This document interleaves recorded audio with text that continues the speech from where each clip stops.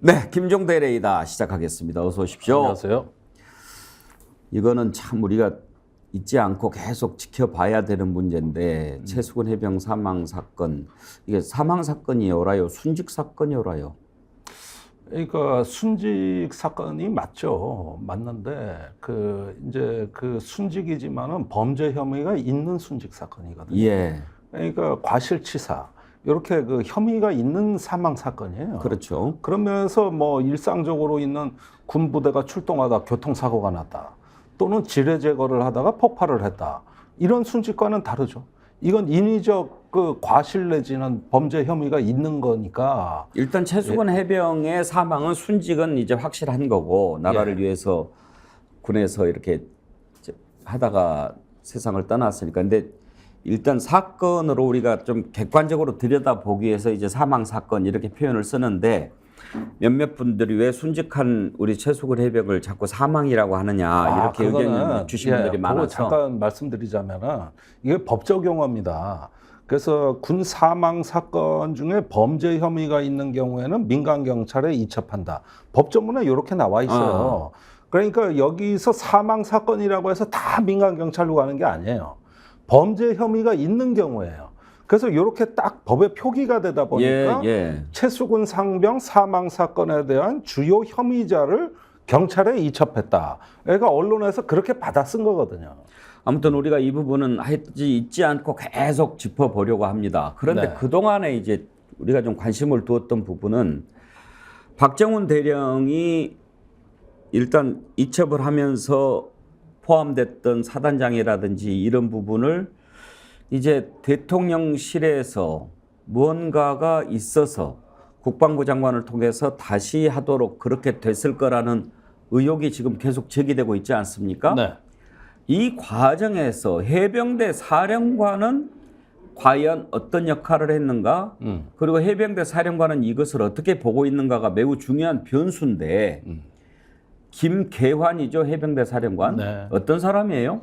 그러니까 뭐 삼성 장군이고 뭐 사람은 성품은 좋다 그러지만 단지 물에 물 탄 것 같고 술에 술 탄 것 같고 좀 햄릿형, 우유부단하다는 평이 많아요. 우유부단하고 해병대는 좀 안 어울리네요. 아니 그러니까 이제 해병대가 그 동안에 내부적으로는 강한 군기와 어떤 전투력을 보유하고 있지만은 독립된 군이 아니라 해군에 소속된 군으로서 여태까지 수없이 많은 어떤 서름을 받아오다 보니까 온갖 우여곡절이 많습니다. 그래도 일단 해병대는 각 아닙니까? 각이죠. 팔각모고. 팔각 아닙니까? 그래가지고 이번에 주말에 두 가지 사건이 있었는데 이제 해병전후회가 이제는 박정훈 대령 사관 동기생뿐만 아니라 선후배가 다 삼각지 와서 집회를 했다. 이 와중에 녹취록이 하나 터트려졌어요. 이게 공개된 내용을 제가 주말에 들어봤는데 조금 이거는 약간 좀 제가 뭐 전기에 감전된 느낌이다. 왜 그러냐. 이게 과거에 독재 정권 시절에 간첩 조작할 때 수법하고 너무 비슷하다. 이게. 그러니까 박정훈 대령을 항명죄로 입건을 하기 위해서 해병대 사령관 진술이 필요했던 거예요. 그래가지고 해병대 사령관을 아마 8월 2일경에 국방부 검찰단에서 조사를 했나 봅니다. 참고인 신분으로. 그런데 이 녹취록은 조사받고 나온 해병대 사령관이 박정훈 대령 밑에 중수대장, 중령입니다. 거기하고 통화한 내용을 중수대장이 녹취를 한 거예요. 중수대장이면 중앙수사대인가요? 네, 그렇습니다. 그랬는데 이게 바로 중령이니까 밑에 바로 계급이죠. 그런데 여기서 놀라운 말들이 쏟아져 나오기 시작해요. 해병대 사령관이 우리는 진실되게 했으니까 여기서 이제 가로 속에 수사가 들어갑니다. 진실되게 수사를 했으니까 잘된 거고, 잘된 거고. 그러니까 잘된 거라는 건 뭔 뜻이냐? 경북 경찰청의 이첩이 잘된 거고, 여기엔 부끄러움이 없다 이거예요. 그 다음에 단지 벌어진 일은 벌어진 일이니까 우리가 무거운 짐을 지고 가야 된다. 여기까지도 제가 보기에는 훌륭해요. 그리고 정훈이가 많이 어려운데 나는 여기서 제가 아주 중요한 대목이 앞으로 내가 박정훈 대령하고 통화를 할 수도 없고, 이건 벌써 검찰에서 뭔가 이제 박정훈 대령한테 압력을 넣은 거예요. 둘을 갈라치게 하고 들어왔다 이 뜻입니다. 예. 예. 이렇게 이야기를 하면서 이런 놀라운 얘기를 합니다. 그 법무관리관 전화 기록 잘 갖고 있냐? 그러니까 왜 그때 5번 통화했다는 거 아닙니까? 그래가지고 왜 혐의자 빼라, 혐의 내용 빼라, 뭐 이렇게 외압을 넣을 때 그걸 기록을 다 갖고 있냐? 이렇게 하니까 중수대장이 다 갖고 있습니다. 스피커폰으로 또 다 같이 들었습니다. 예. 이렇게 답변을 해요. 그러니까 그거 잘 갖고 있으라는 뜻으로 이 얘기를 꺼낸 거예요. 그러니까 완전히 박정훈 대령 편입니다. 그런데 최근에 이 말이 어떻게 달라졌느냐? 9월에 들어와 가지고 그 김계환 사령관이 박정훈 대령이 내 지시를 어기고 경북경찰청에 이첩을 했다. 이렇게 말을 바꾼 거예요. 그런데 그 최근에 박정훈 대령 측에서 이게 지금 말씀드린 하나의 녹취록이고 녹취록이 또 하나 있는 것 같아요. 예. 그건 뭐냐 하면은 경북경찰청하고 해병대 수사관 간의 오고 간 전화통화 녹취록입니다. 요건 아직 내용이 안 밝혀졌는데 이 2건을 공수처에 제출했다고 지금 뉴스가 막 나오고 있습니다. 예. 그러면은 뭐냐 하면은 외압의 증거가 하도 차고 넘치고 해병대 사령관까지 이제는 박정훈 대령이 진실되게 잘했다고 얘기하는 대목이 나오는 건데 이거를 갖다가 항명죄로 둔갑을 시키려니 완전히 과거에 간첩 조작하듯이 얼마나 나쁜 짓을 많이 했겠냐 이거예요. 그래가지고 실제 내용을 보니까 요 녹취록이 나오고 난 다음에 국방부 검찰단에서 해병대 사령관을 최소 2회 이상 추가로 면접 조사를 하면서 진술 번복을 주문했던 것으로 우리가 지금 알고 있습니다. 그러니까 박정훈 대령이 해병대 사령관이 이첩하지 말라 그랬는데 어기고 갔다. 요 진술이 나와야 구속영장을 칠 수 있거든. 진실은 반드시 밝혀지게 돼 있죠. 그러니까 지금 얘기하신 그 내용 군인권센터가 예. 지난 8월 2일 통화한 내용을 공개를 했는데 그렇습니다. 지금 얘기하신 그 부분의 일부를 한번 들어볼까요? 네. 어차피 우리는 저 진실되게 했기 때문에 네. 잘못된 건 없어. 뭐 원칙과 공정하고 원칙대로 이렇게 다 했으니까 네. 기다려보자 그래. 우리는 지금까지 뭐 거짓 없이 했으니까 됐어. 그럼 정훈이가 또 저쪽이 뭐야? 국방부 뭐 법무관리관하고 얘네들 통화한 거 다 뭐 있을 거 아니야? 기록들 있지? 네, 맞습니다. 기록도 있고 그래도 이게 너무 이렇게 외압이고 위법한 지시를 하고 있다라고 다들 이렇게 느끼면서 하다가 안 되면 나중에 네. 내 지시사항을 위반한 거로 이렇게 갈 수밖에 없을 거야 또. 네네. 호호. 그러면 네. 지금 이제 해병대 사령관은 예측까지 하고 있잖아요. 그러니까 다 오늘날 이렇게 벌어진 만약에 상황을 안 다 되면 예측하고 내가 지시한 거 위반한 걸로 그렇게 갈 거다. 그래서 네. 집단항명 수괴 이런 얘기까지 나온 거 아닙니까? 그러면 그렇습니다. 아니 그러면 해병대 사령관이 군인 아닙니까? 그것도 해병대. 네. 그런데 저렇게까지 얘기를 해놓고 이제 와서 본인이 그렇게까지 얘기해놓고 말을 바꾼다. 에이, 부끄러운 일이죠. 그러니까 이게 군 조직의 특성상 저기 아까 전화를 받은 땡땡땡 중량이 말입니다. 이걸 한 달 넘게 갖고 있었어요. 사실은 박정훈 대령도 저 녹취록이 있다는 걸 처음에 몰랐다고. 저게 만약에 가짜일 리는 없는데, 저러면 뭐 완전히 모든 게 다 100% 이제 드러난 거 아닙니까? 드러난 건데. 그럼에도 불구하고 지금도 뭐 털끝 하나 그 태도가 안 바뀔 모양이에요. 에이. 이게 이렇게 증거가 나와도 저 뻔뻔스럽게 이걸 갖다 개무시를 해버리니까 이게 뭐냐 하면 말입니다. 턱친이 억하고 죽었다고 하는 얘기하고 그거보다 더 하죠. 이게 완전 조작이라고. 그러니까 지금까지 내가 여기서 재차 3차 강조하고 싶은 거는 이 국방부 검찰단이 얼마나 나쁜 놈들인가 하는 게 여기서 나오는 거예요. 저렇게 밝혀질 걸 알고도 조작을 하는 거예요. 지금 이 순간에도. 예? 그래서 지시사항 어겼다. 구속영장이나 이런 데도 뭐라고 돼 있냐 하면은 구두로 전달한 것도 지시사항 위반이다. 해병대 사령관이 전달했다. 꼭 문서로 안 해도 된다. 해가지고 어떻게든 지시사항 위반으로 만든 거예요. 근데 저 녹취록 보십시오. 뭔 지시사항 위반입니까? 그때 말입니다. 여기 녹취록엔 안 나와 있지만은 이것도 제가 한 가지 덧붙여 드릴게요. 얼마나 이게 기가 막힌가 들어보세요. 8월 2일 날 오전에 경북경찰청으로 이첩하기로 이제 해병대 수사단이 떠날 때 그 해병대 사령관한테 마지막 보고를 했어요. 잘 다녀오겠습니다. 그러니까 예. 수사단장한테 이상 없이 해라고 구두 결제까지 했어요, 자기가. 그런데 뭔 지시사항 위반이요, 위반은. 지금 그것도 고위공직자 수사처에 다 전달된 내용입니다. 그 다음에 희소식 하나 알려드릴게요, 내가. 예. 여기서 얼마나 이 군 검찰이 무모한 짓을 하는가. 지난주 수요일 날, 20날, 공수처 수사관들이 경북경찰청에 내려가서 거기 그 팀장, 경감을 비롯한 수사관들 진술 싹 받아왔습니다. 거기에서 이상 없이 이첩 받았는데, 그런데 국방부에서 압력이 왔었고, 그래가지고 어쩔 수 없이 서류를 돌려준 사정을 갖다 자세히 진술을 했나 봐요. 요 진술서를 지금 공수처가 갖고 갔어요. 그러니까 국방부 검찰단이 앞으로 한 발짝만 더 움직이면은 나중에 그 책임을 고스란히 물을 준비가 지금 공수처에 자료가 차곡차곡 쌓이고 있어요.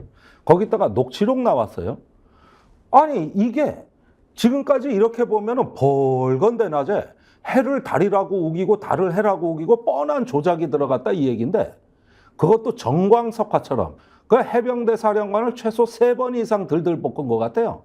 그런데 해병대 사령관이 무너진 거지, 이제. 무너진 거라고. 그러니까 이게 참 슬픈 일인데. 해병대 사령관이 만약에 이렇게 무너지는 모습을 보면 정말로 어느 부대보다 자긍심이 넘치는 해병대원들 사기가 어떻게 되겠습니까? 그러니까 예비역들이 들고 일어난 거 아닙니까? 이번에 해병 전후의 명의가 아니라 해병대 전국연대라는 조직을 만들어가지고 들고 일어난 거 아니에요? 해병 전후엔 썩어떼는 거 아닙니까? 성명도 하나 제대로 못 내고, 그래가지고 막 전후회장 물러나라 그러면서 독자적으로 나온 거 아닙니까? 이 붕괴한 해병대원들이. 그러니까 이게 해병대도 지금 양분되게 생겼어. 전후회도 예비역도. 이게 지금 박정훈 대령이 그날 그 8월 1일 날 해병대 사령관한테 마지막으로 읍소를 합니다. 이거 이첩 안 하면 정직하지 못한 해병대가 됩니다. 이렇게 하면서 사건 은폐하고 조작한 해병대가 됩니다. 이러니까 사령관이 알았다. 내가 직을 걸고 그거 이첩을 갖다가 방어해 주겠다. 이랬던 분들이요. 이랬던 분들인데 이제 와가지고 이제 말 바꾸기를 다 하려고 그래. 검찰단 시키는 대로 하니까. 이게 제가 보기에는 옛날 간첩 조작 백주에 무고한 시민 두들겨 패고 고문해가지고 간첩 만들어버리던 그 시절하고 똑같은 일이 지금 일어나고 있는 거예요. 아니 세상이 지금 어떻게 바뀌고 있는데 아직도 그런 생각을 하고 있을까요? 왜 그러냐? 이거는 몸통이 대통령이기 때문인 거예요. 아니 대통령 보호해야 되는 아주 자기네 국군 총사령관 아닙니까? 이래가지고 거기에 충성한다고 하면서 이제 필사적 저항을 하기 시작하는 거죠. 이 사건은요, 한꺼풀만 벗기고 들어가면 바로 몸통이 대통령입니다. 몸통이 대통령일 수 있다 이렇게 얘기를 하시는데 네. 우리 대통령이 어떤 대통령입니까? 그야말로 정의의 화신이고 검찰에서 그렇게 사람에 충성하지 않고 나라를 바로 세우기 위해서 검찰에서 그렇게 열심히 노력했던 그런 대통령 아닙니까? 그렇죠. 옛날에 수사 왜 없는다고 치고받고 하던 예. 대통령이고 그래서 좌천됐던 양반 아닙니까? 그럴 리가 있겠습니까? 아니 그러니까 원래 옛날부터 쿠데타로 집권한 사람은 집권 첫날부터 다른 쿠데타 방지하는 것만 연구하더라고. 우리나라 보안사 안기부가 그래서 커진 거거든요. 그러니까 자기가 그래 놓으니까 자기 같은 사람이 싫은 거지 이제. 에? 그게 바로 눈에 밝히면 그거부터 그냥 찍어 누르는 거죠 이게. 그러니까 이게 쿠데타로 집권했을 때 그 옛날 버릇이 다 그랬어요. 나같이 불행한 군인은 다시는 없으면 한다고 한 게 그 박정희 대통령 취임할 때 얘기 아닙니까? 어떻게 보면은요, 우리 국민들은 이 사건이 터졌을 때 박정훈 수사단장이 국민 앞에 나와서 얘기하는 그 모습을 보는 순간 진실을 어느 정도 짐작했을 거라고 저는 생각합니다. 네. 그 강직한 표정, 단호한 말투, 흐트러짐 없는 자세, 진짜 군인의 모습을 보면서 그 입에서 나오는 말, 큰 울림이 있었기 때문입니다. 방금 전에 해병대 수사단장, 해병대 사령관 전화 녹취 들어봤습니다만 우리는 진실되게 했기 때문에 잘못한 것 없다. 이렇게 얘기하지 않습니까? 왜 그렇게 얘기하겠습니까? 저는 지금 이제 뭐 목구멍이 포도청이라 그렇게 했는지는 모르겠습니다만 해병대 사령관도 박정훈 수사단장을 상당히 진실한 사람으로 인정하고 있었기 때문에 그러지 않았을까 하는 생각이 듭니다. 박정훈 대령이 국민들 앞에 했던 발언 우리가 한번 다시 들어보면 어느 게 더 진실에 가까운지 알 수 있을 것 같습니다. 한번 들어볼까요? 저는 제가 할 수 있는 수사에 최선을 다했고 그 결과를 해병대 사령관, 해군 참모총장, 국방부 장관께 대면해서 직접 보고하였습니다. 그런데 알 수 없는 이유로 국방부 법무관리관으로부터 수차례 수사 외압과 부당한 지시를 받았고 저는 단호히 거절하였습니다. 오늘 저는 국방부 검찰단의 수사를 명백히 거부합니다. 국방부 검찰단은 적법하게 경찰에 이첩된 사건 서류를 불법적으로 회수하였고 수사에 외압을 행사하고 부당한 지시를 한 국방부 예하 조직으로 공정한 수사가 이루어질 수 없기 때문입니다. 존경하는 대통령님, 국군 통수권자로서 한 사람의 군인의 억울함에 외면하지 마시고 제가 제3회 수사기관에서 공정한 수사와 재판을 받을 수 있도록 도와주시길 청원합니다. 군인은 저래야죠. 그리고 사람은 저렇게 살아야죠. 그럼요. 그러니까 이 박정훈 대령이 그 사건이 어떻게 결과가 맺어지느냐가 우리 다음 세대에 주는 교훈이 저렇게 외압에 굴하지 않고 떳떳하게 자기 양심을 지켜도 얼마든지 이 사회에서 나는 살아갈 수 있겠구나. 이런 자신감을 다음 세대에게 주느냐 마느냐예요. 여기서 꺾이고 만약에 잘못된 결과가 나온다 그러면 다음 세대 보면 저 모난돌이 정 맞는다. 옛날 노무현 대통령 연설대로 그렇게 알아버리는 거예요. 이게 지금 다 보고 듣고 하는 게 국민들이 보고 듣고 하는 게 정의가 사느냐 마느냐. 내가 어떻게 살아야 되겠느냐. 이 이야기를 하고 있는 겁니다. 지금. 이석영님, 봐도 듬직하신 박대령님, 진실은 이깁니다. 화이팅. 레몬님, 이 시대에 저런 참다운 군인을 보기도 힘들지요. 불의에 무너지지 않고 진실이 이긴다는 걸 꼭 보여주시기 바랍니다. 이은주님, 최수근 상병 사망 사건은 결국 한국판 워터게이트가 될 겁니다. 박정훈 대령님은 워터게이트의 실체가 드러나는 날 역사의 영웅으로 남을 겁니다. 지금 진행이 어디까지 돼 있습니까? 예, 3건이 동시에 진행 중인데 예. 일단 공수처에서 독자적인 조사가 시작돼가지고 예. 아까 경북경찰청에 가서 진술을 받아왔다 이 말씀드렸고요.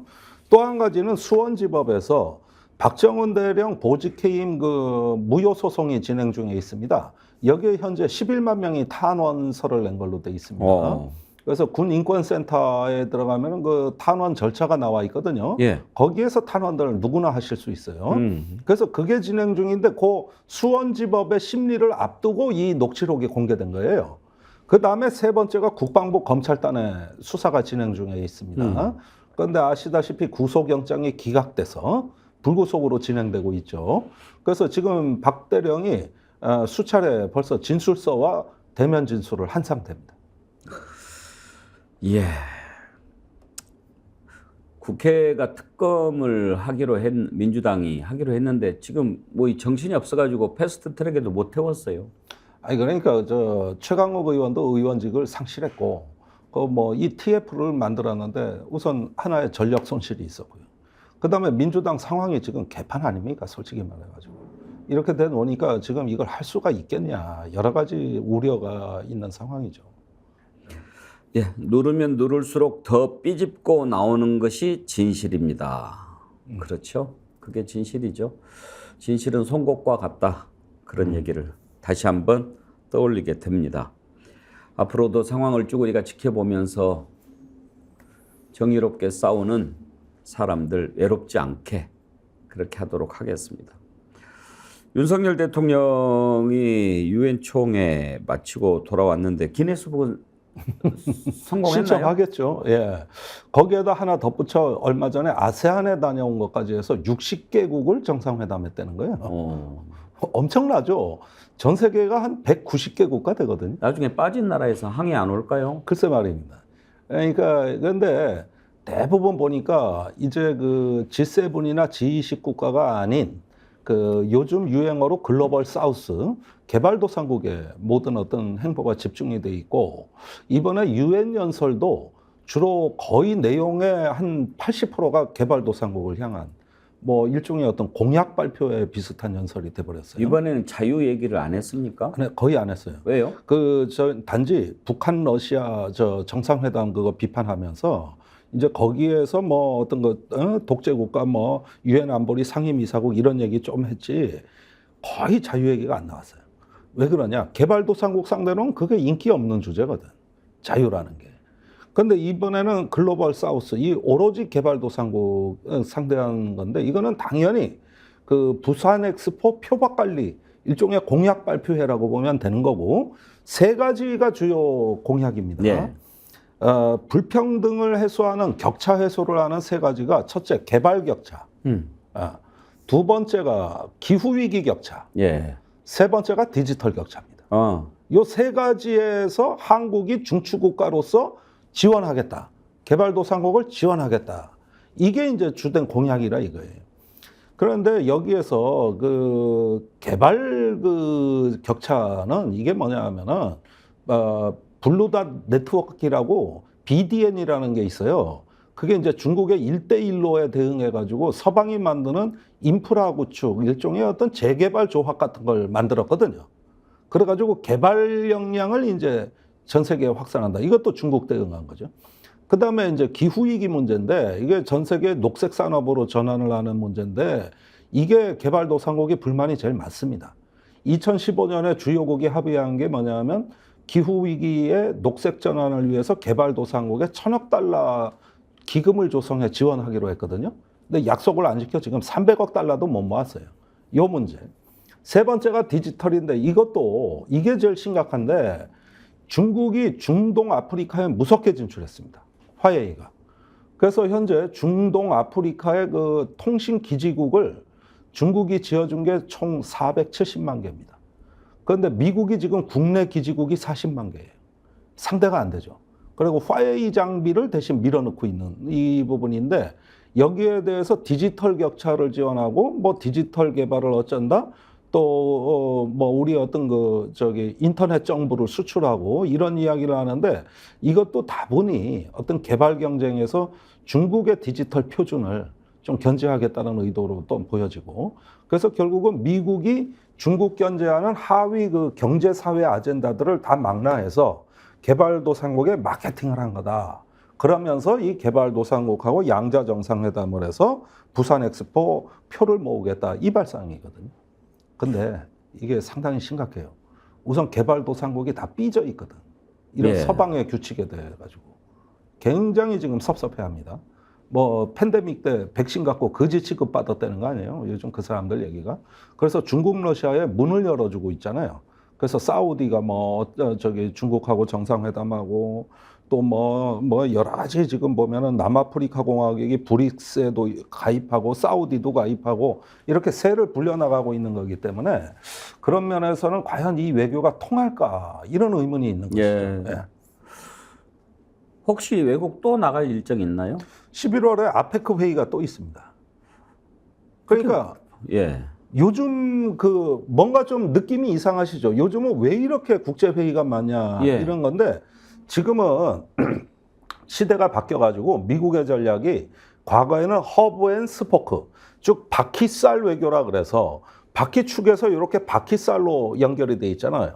그 미국이 유럽을 제외하고 중동, 아프리카, 아시아는 양자 동맹으로 관리를 해왔다고. 예. 근데 이 정책이 이제는 수정돼서 이제는 소다자주의, 미니멀리즘이라 그래요. 그래가지고 그 몇 개 국가를 모아서 이렇게 소다자주의 외교로 전환이 되다 보니까 국제 회의가 많아져요. 뭐 쿼드 회의도 있고 오커스 회의도 있고 한미일 캠프 데이비드도 있고 뭐도 많고 그러니까 이걸 갖다가 일부 학자들은 콘서트 외교라 그럽니다. 그러니까 무슨 요즘 외교는 양자간에 긴밀하게 뭘 하는 게 아니라 마치 아이돌 스타 콘서트 경연장 같이 돼버렸다. 그래서 콘서트 디플로머시 예. 이런 용어가 요즘 생겨나다 보니까 국제회의가 굉장히 많아져서 거기서 세대결을 하는 이런 양상으로 이것도 우리가 새롭게 보는 세계죠. 너무 많이 나가는 것 같다는 말이 많아요. 많이 나가죠. 아니 나는 많이 나가는 것까지는 이해를 해요. 예. 사실은 워낙 국제 환경이 그렇게 바뀌었다면 나갈 땐 나가야죠. 그런데 지금 대통령은 거의 중독 수준이에요. 이게 중독이 되다 보니까 정상회담하고 사진 찍으면 10분, 20분 만난 것도 성과라고 절해버리니까 뭐 기네스북 얘기까지 나오는 거 보니까 아주 뭐 도저도 많이 도졌다. 나가서 뭐 잘하면이야. 짧게 하나만 여쭤보고 마치지요. 네. 지금 항저우 아시안 게임 열리고 있지 않습니까? 그렇습니다. 그런데 북한에서 고위급을 안 보내고 그냥 체육상만 보냈더라고요. 네, 선수단하고. 중국하고 좀 사이가 멀어졌나요? 요즘 러시아하고 가까워지면서 예. 어쩐 일인지 중국하고 그 사이가 원만해 보이질 않습니다. 왜 그래요? 예를 들면 올해 4월에 우리한테 전해진 소식은 6월경이면 북중 간의 국경이 다 열린다 그랬거든요. 예. 코로나 이전보다 예, 더한 예. 상태로. 그러니까 관광 무역 다 된다 그랬거든요. 근데 6월에 이상한 일이 일어났어요. 안 열렸습니다. 날짜까지 나왔는데 그때 6월 17일 날 열린다 그랬는데. 근데 왜 그랬을까? 예. 북한이 틀어버린 거예요. 북한이 틀어버렸다고. 이유가 뭐예요? 그래서 우리는 그때 뭐 여러 가지 뭐 외국인 노동자들을 북한이 많이 보내는데 그 뭐 북한 사회에 유입이 많이 되면은 통제가 안 돼서 다시 개방을 안 하는 쪽으로 결정을 했다. 이렇게 북한이 해명을 중국에 한 걸로 알려져 있는데 실제로는 그때 이미 러시아하고 우리가 모르는 상당한 거래가 진행되고 있었단 말이에요. 그러니까 일단 북한이 양다리 외교를 아주 제대로 하는 이런 형국이 됐고 7월에 열병식 때 세르게이 쇼이구가 평양에 들어온 거예요. 그리고 8월에 저기 북한의 정찰위성 발사가 있었는데 그때 성공할 줄 알았는데 실패했거든요. 그러니까 9월에 초에 저기 푸틴하고 김정은 위원장이 정상회담을 하면서 거기서 의제가 인공위성이 돼버린 예. 겁니다. 그러니까 이렇게 6월부터 이어지는 하나의 그 흐름, 요 시퀀스를 보면 그때 당시에 중국의 서운해하는 북한이 그 뒷배로 러시아를 이제 본격적으로 견인하기 시작한 시기다. 예, 예. 이렇게 보여지는 것이죠. 그 북러가 너무 가까워지니까 이번엔 중국이 불안해서 왕이 외교부장을 9월 중순에 러시아에 급파해가지고 지금 회담을 진행 중에 있는 겁니다. 그러니까 얼마나 중국이 급했으면은 왕이 외교부장이 유엔 총회에 참석하는 일정을 포기하고 간 거예요. 그 정도로 북러 접촉이 지금 심각한 변수가 출현했다고 보는 것이죠. 알겠습니다. 뭐 되게 어려운 상황이었는데 중국이 미국 눈치 보느라고 북한을 안 도와줘서 그런 건가 그런 생각도 들고 나중에 북중 관계, 북러 관계는 한번 시간 내서 또 따로 한번 보도록 네, 하죠. 그 복잡한 걸 제가 해설을 좀 해드릴게요. 감사합니다. 예, 김종대 의원과 함께 김종대리이다 진행했습니다. 유기농 밀가루로 만든 광화문달롱 쿠키 직접 수제 핸드메이드 하고요. 방부제도 안 들어가고요. 첨가제 같은 것도 안 들어가고 순수하게 유기농 밀가루로 다른 재료를 섞어서 하기 때문에 여러분 드셔보시면 건강한 쿠키다 이런 생각 드실 텐데요. 쿠키 종류가 많아서 골라 먹는 재미가 맛있어요. 있고 택배로도 받으실 수 예, 있죠. 예, 근데 맞습니다. 직접 와서 드시면 좋은 게 여기 또 커피가 맛있어서 예. 같이 먹으면 또 맛있더라고요. 자, 네이버에 스픽스 광화문달롱 치셔도 되고요. 스픽스 몰에 들어가시면 여러분들 맛있는 쿠키 건강하게 드실 수 있습니다.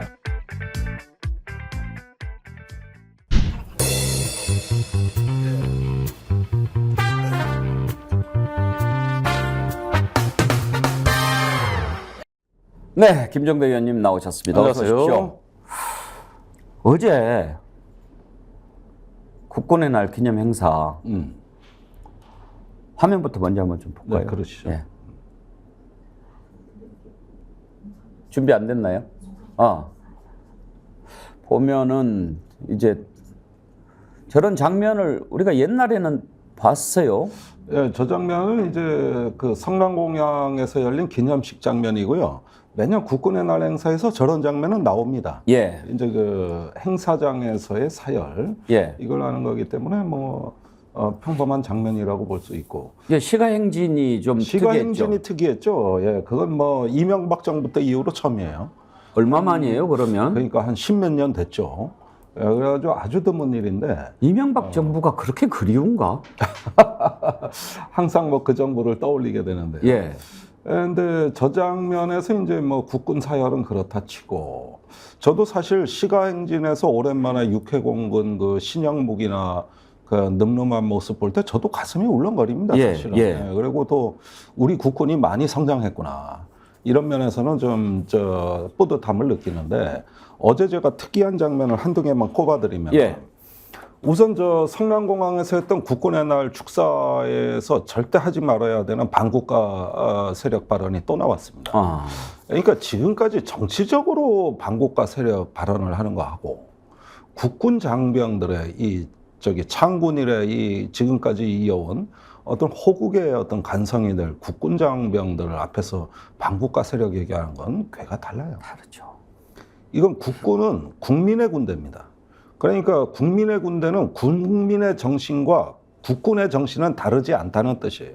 근데 오늘날 이 정권이 하는 얘기 보면은 군인의 정신은 따로 있는 것 같아요.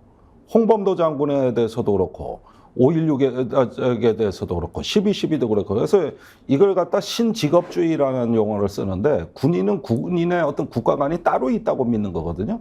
그게 미얀마 군부 쿠데타의 기본 이데올로기입니다. 지금까지 그 남미의 군부 독재 뭐 우리도 했지만은 그런 것부터 미얀마에 이르고 인도네시아라든가 태국에 보면 군부가 의석을 할당을 받잖아요. 이걸 신직업주의라 그러는 거예요. 그때 나오는 용어가 국민과 군은 다른 정신을 갖고 있는 것이죠. 그래서 군인은 국가를 대표하는 별도의 특수한 집단이라고 믿는 사고방식인데 지금 어제 그 경축사에서 거서 물론 길게는 얘기 안 했지만 반국가 세력 발언을 했다는 건 뭐냐 하면은 국민의 군대가 되고 국민의 정신을 받들라는 게 아니라 이제는 권력의 정신, 다시 말해서 어떤 전체주의 군대가 되라는 얘기나 이거 다 하나 하등의 다름이 없는 거예요. 그래가지고 그나마 그 정도로 멈췄지만은 이미 그 단어가 나오는 순간 하고 싶은 얘기는 의중은 사실 전달된 겁니다. 그러면 이게 무슨 얘기냐? 앞으로 대한민국 국군이 정권에 충성하는 군대가 되는 거예요. 대한민국 군대에 최전방에 있는 중견 장교가, 청년 장교가 휴전선을 보고 적을 바라봐야 되는데 그게 아니라 삼각지를 바라보고 용산을 바라보고 산다. 정치에 민감한 군대가 되는 거예요. 이렇게 되면은. 그러니까 지금 때마침 오늘 그 신원식 장관 후보자에 대한 국회 청문회가 열리는 거하고 쭉 이어서 한번 여러분들이 보시면은 도대체 이 국군을 어디로 이 지도자들이 끌고 가려고 하는 것인가 하는 의중들이 쭉 이어지는 거예요. 그러니까 오늘도 신원식 장관 후보자가 어떻게 답변할지는 모르겠지만은 모르기는 몰라도 아마도 오늘 청문회 이후에 임명이 된다면은 이제부터 대한민국 국군이 정쟁의 한 가운데로 들어옵니다. 얼마나 지금 논쟁거리가 많습니까? 홍범도 흉상, 그 다음에 그 12.12 거기에다 최수근 상병, 외압 의혹 여기에다가 뭐 줄줄이 이어지는 게 전부 정쟁의 대상이 되는 건데 이렇게 되면은 이제 대한민국 국군이 정치의 군대가 된다. 이게 나라 망하는 길이다. 그래서 어제 그 시가행진 때도 이제 윤 대통령이 뭐 직접 도보로도 참여하고 했습니다만은 이것은 합법적으로 선출된 지도자는 군사 지도자를 존중하고 그 속에서 어떤 그 문민 통제의 그 품격을 발휘해야 되는데 지금 나오는 일련의 흐름들, 국방장관 인사와 이 국군의 날 행사에 숨어있는 숨은 그림을 보면은 매우 불손하고 불운한 어떤 동기가 이 속에서 좀 내장돼 있는 거 아니냐 이런 의심을 내가 거둘 수가 없단 말이죠. 어제 국군의 날 시가행진 또 그리고 윤석열 대통령의 모습을 보면서 조금 어색하다라고 느낀 이유가 뭐냐면은요. 그러니까 이제 대통령이 자꾸 뭐 이렇게 손도 흔들고 엄지척도 하고 막 이렇게 하지 않았습니까? 예. 자연스러운 모습이죠. 그런데 자연스러운 모습은 예를 들어 선거 캠페인이나 뭐 이런 거 할 때 또 일반 대중들을 만날 때 그건 괜찮으나 군사 퍼레이드 이런 것은 어떤 각이 있는 거 아닙니까? 네. 그리고 거기에서 반드시 딱딱해야 된다라는 법은 없으나 우리의 현대식 무기와 북한에 대한 확실한 의지를 보여주는 그런 것을 하면서 막 이렇게 걷고 악수하고 막 이렇게 하고 이러는 게 좀 언밸런스하다 이거예요. 그래서 좀 어색하지 않았나 싶고 외신이 이렇게 제목을 썼어요. 보기 드문 퍼레이드. 그러니까 로이터 통신의 보도를 보니까 한국이 보기 드문 군사 행진을 열고 핵 위협하는 북한에 경고했다. 이렇게 제목을 뽑았는데 보기 드문 이 제목이 시사하는 바가 좀 그게- 뭔가 좀 네. 사실 민주국가에서는 이런 퍼레이드가 없거든요. 예.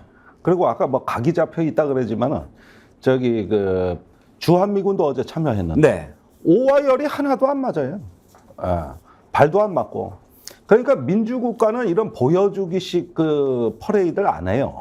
미군 장병들 걷는 모습을 제가 봤는데 얼굴 표정에 왜 이 짓을 하고 있나 이런 생각을 하는 것 같이 느껴지더라고요. 저만 그랬나요? 이게 뭔가 그 열병식 프레이드에 참여한다기보다는 이제 동네 축제에 참여한 것 같은 어색함인데, 그런데 이런 게 민주국가에서는 다 사라진 행사입니다. 뭐 우리도 10년 만에 한 번 한다는 건 난 거기까지는 이해를 해요. 그런데 어제 그 모양은 뭐냐면은 저기 북한의 열병식하고의 어떤 경쟁 심리.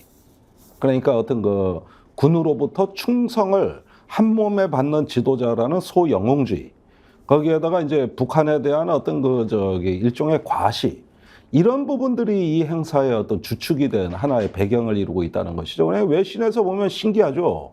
아니 민주국가에서 저런 퍼레이드가 있나. 그러니까 이게 이제 전체주의 독재국가가 좋아하는 게 열병식이란 말이에요. 그러니까 중국, 러시아, 북한 이런 데가 잘하잖아요. 아마도 저 열병식으로 따지자면은 세계 최강 국가가 중국, 북한, 러시아 아닙니까? 아니 북한이 좀 덜 떨어진 짓을 하면 우리는 멋지게 민주주의 하는 모습을 보여주면서 너네들 100번 하고 따라와 봐야 우리 네. 민주주의 하는 거 발뒤꿈치도 못 따라온다. 이렇게 보여주는 것이 우리나라가 해야 될 일이지. 아 그거 따라하고 그런다고 그거 저 북한보다 더 잘하는 겁니까? 아니 그러니까 저는 어제 그런 이왕 이제 퍼레이드가 그러면 현대 민주주의 스타일로 좀 바꿔줬으면 좋겠다. 그리고 하나의 군사 축제거든요. 그 다음에 국군의 날의 주인은 국군입니다. 이분들을 위한 날이 돼야 되거든요.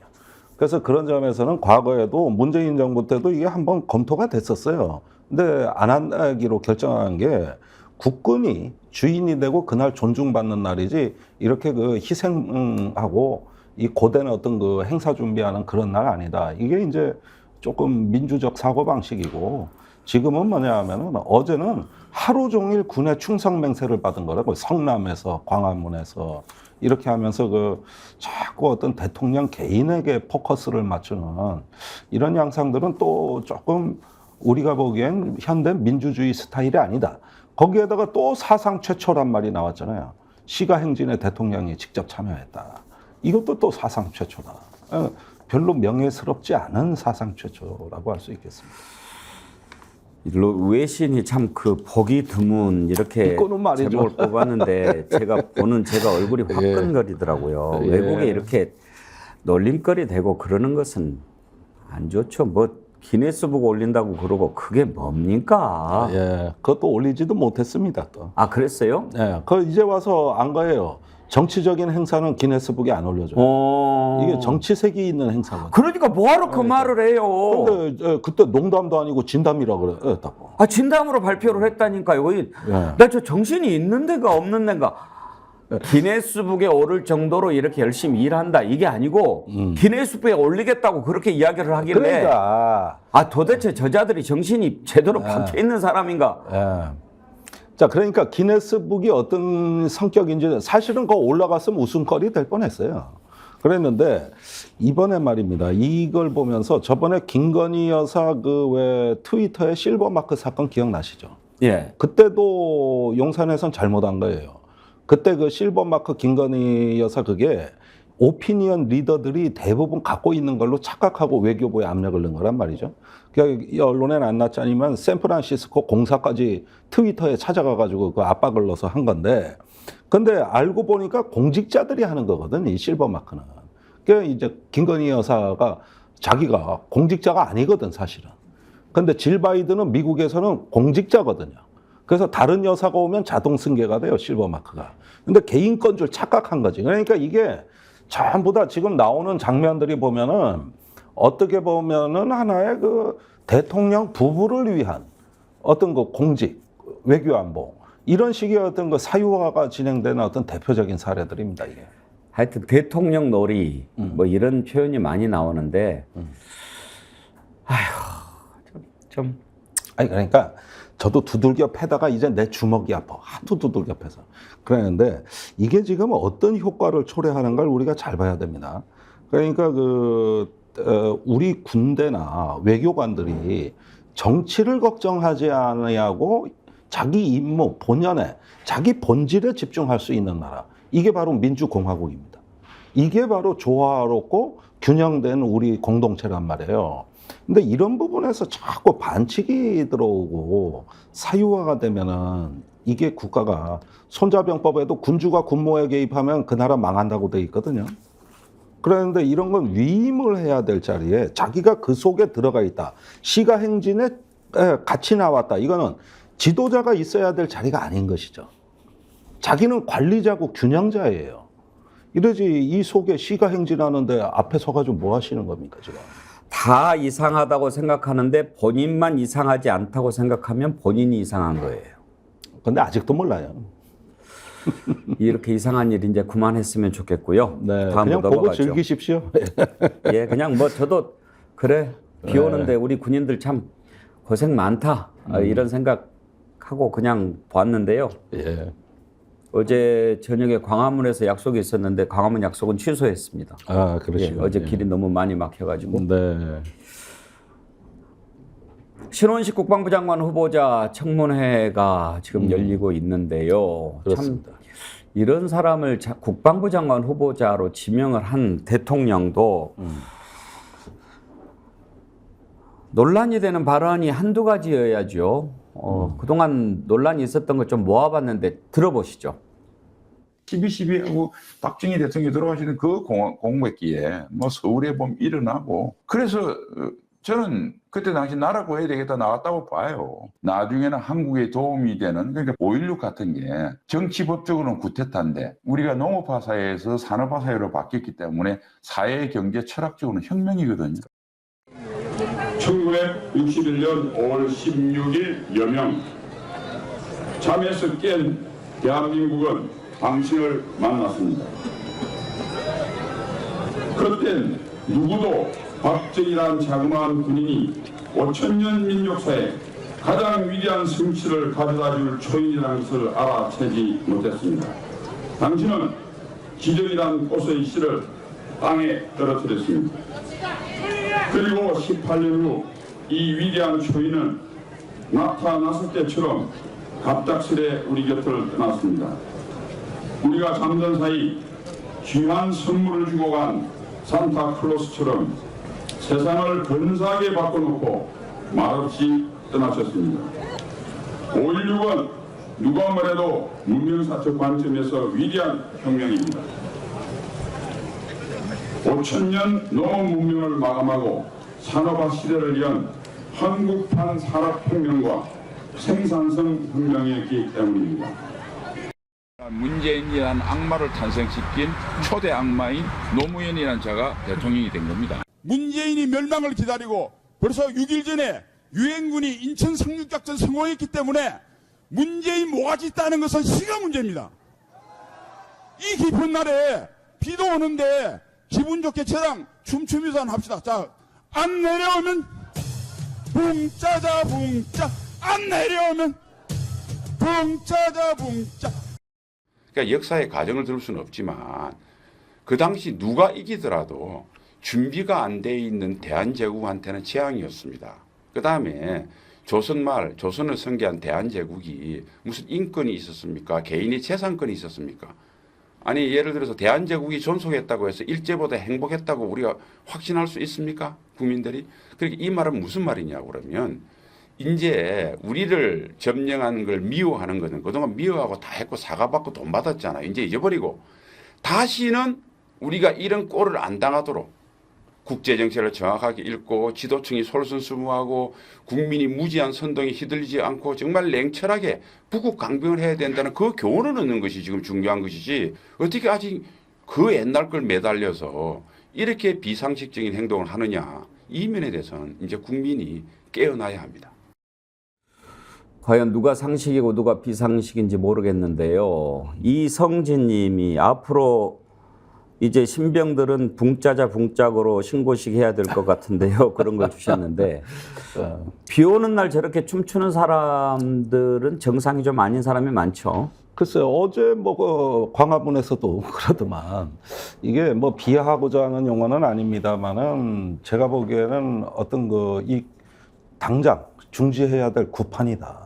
이거는 정말 어떤 자기 망상에 빠져가지고 일종의 어떤 도취돼가지고 빠져나오질 못하는 것 같다. 아마 저런 정신으로 국방부 장관 직무를 수행하면 참 큰일입니다. 근데 내용 중에 원고도 제대로 못 읽어요. 예. 장군을 장관이라고 읽었어요. 그 다음에 18일 만에 떠났다. 18년을 또 18일이라 그래요. 누가 잘못 써준 거죠. 이게 뭐 독해가인데 독해가. 그랬는데 저 말의 배경이 저는 좀 더듬어 보면 왜 나왔는가 이해가 가는 게 신원식 장관 후보자가 육사 37기란 말이에요. 예. 그러니까 이제 박진만 동기생이에요. 예. 그러니까 이 기수의 전성기는 박근혜 정부가 출범하던 2013년에 거의 뭐 군의 요직을 싹쓸이 하다시피. 예. 그래가지고 누나회라고 해가서 그 박진만 동기생들이 아주 뭐 요직이란 요직은 다 차지했어요. 그 중에 한 사람이 이재수 기무사령관이죠. 그런데 그 이듬해 정윤회 문건 사건이 터지면서 거꾸로 37기가 그해 한 명도 진급이 안 돼요. 그때 다 초토화된 기수들이에요, 여기가. 그래가지고 신원식 장군이 합참 작전본부장가고 뭐 할 때는 완전히 날개를 달았을 텐데 그 뒤에 꺾였다고. 그 동기생들이 다 초토화됐어요. 훗날 이재수 기무사령관은 극단적 선택을 하기에 이르릅니다. 그게 정윤회 쪽에 어떤 문건이 터지니까 최순실 일파가 박진만 일파를 완전히 초토화 시켜버려요. 예. 그 동기생들까지 피해가 간 거예요, 이게. 그리고 나서 이제 얼마 있다가 사성 장군 진급에 실패하고 정치권으로 오게 된 거란 말이죠. 근데 이 기수들의 통상 나눌 법한 얘기들, 특히 박정희 신격화 이런 부분들이 굉장히 강하게 있고 아마 박근혜 대통령 탄핵에 대해서도 지금까지도 아마 태극기 부대와 동일한 생각을 할 것으로 보여지고 이렇게 최근에 와서 구성된 정치관이에요, 이게. 그러니까 이런 상황에서 앞으로 국방부 장관을 맡게 되면 제일 걱정되는 게 이제 인사에 있어서 어떤 줄세우기 인사가 있지 않을까.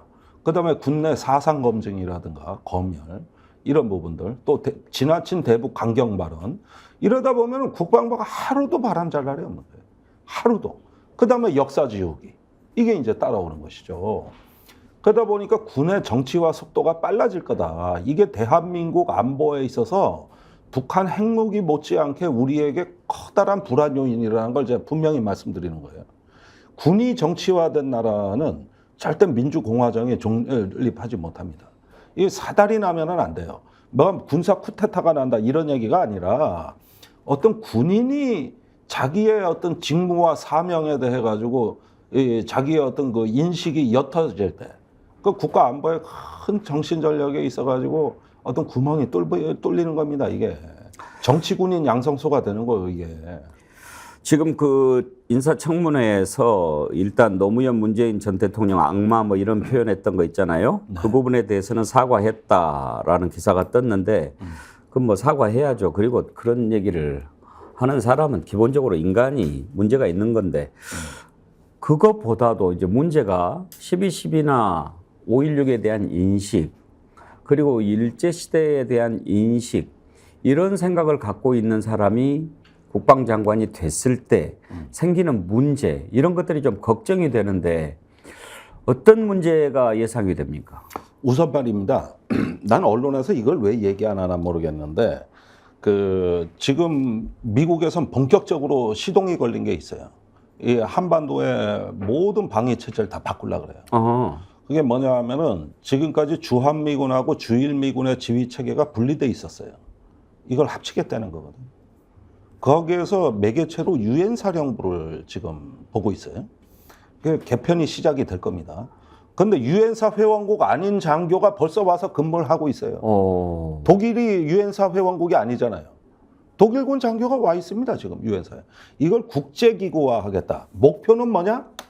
한미일이 대만 비상사태에 대한 공동계획을 수립하겠다는 거예요. 그리고 여기에 맞는 지휘책을 만들겠다. 이 얘기가 어디서 나오냐? 전임 미군 사령관 빈센트 브룩스, 현 주한미군 사령관 폴 럭헤메라. 예. 전후임이 다 떠들고 있어요. 어제도 나왔어요. 그 CSIS 국제전략연구센터에서. 그런데 일단은 거기에 또 친절하게도 빈센트 브룩스 사령관은 한 논문에서 중국을 자극할 수 있으니 이건 몰래 비밀리에 한다고도 또 돼 있단 말이에요. 그러면 한반도에 우리가 듣도 보도 못한 다국적군 사령부, 이 국제기구가 탄생한다는 얘기인데 일단 목표는 대만 사태 대비입니다. 그 다음에 저기 한미연합사령부를 갖다가 대만 비상사태 때 후방 군수지원사령부로 임무부여하겠다는 거예요. 이게 지금 무언가 지금 우리가 모르고 있어서 그렇지 저 상당한 어떤 수준으로 저는 가고 있다고 보고 거기에다가 이제 주한미군하고 주일미군이 융합이 돼가지고 이게 지휘체계를 갖는 극동군 사령부 창설안까지 나와요. 예. 이제 그 역사인식이 신원식 장관과 같다면 어떻게 되느냐? 이걸 갖다가 100% 수용할 가능성이 높아요. 왜냐? 대한제국 시대에 힘이 없어가지고 어차피 행복하지도 못하는데 일본에 나라 넘겨준 건데 뭐 그게 그렇게 잘못된 일이 아니라면 이런 일 정도는 제가 보기에 최우선적으로 할 가능성이 높은 거예요. 그게 역사인식은 과거의 문제가 아니라 이게 현재의 문제라는 게 이 대목에서 드러날 것이다. 예. 이 대목에서 앞으로 드러날 가능성이 높다. 그래서 인도 태평양 전략에서 대만 대비 계획이 없으면 안고 빠진 찐빵이라는 거거든요. 그러면서 이게 이제 대중 대북 강경 발언들이 그걸 갖다가 또 에워싸할 것이고 이런 점에서 저는 뭐 우리 자존심도 상하게 하고 망언도 하고 그랬어. 그런데 정책만 중심을 갖고 있으면 난 그나마 이해를 하겠는데 제일 우려되는 분야가 바로 여태까지 우리나라가 지켜왔던 헌법 정신에 의한 국민의 군대로서 가져왔던 그 정책이 급변침을 하지 않겠냐. 지금 이게 제가 우려하는 사항입니다. 지금 청문회에서도 그거 따지셔야 돼요. 민주당 의원들이. 예. 국방부 장관 인사청문회 또 그 이후에 또 어떻게 될지도 참 걱정이 됩니다. 어제 국군의 날 행사 보고 정말 놀랐습니다. 비 오는 날 북한 모습보다 더 옛날 모습 보는 듯 공산당보다 더했습니다. 매일 새롭게 글 보내주셨는데요. 하여튼 이상해요. 이상한 거는 안 해야 됩니다. 이상해요. 이상해. 예, 김종대 리더 여기까지 하겠고요. 네. 오늘 또 아주 그 동접자도 많고 어떻게 시간이 흘러갔는지 모르겠는데 김종대 레이더로 깔끔하게 끝나서 또 좋습니다. 아이고 감사합니다. 고맙습니다. 네. 추석 명절 잘 보내시고요. 예, 풍성한 한가위 되십시오. 고맙습니다. 네.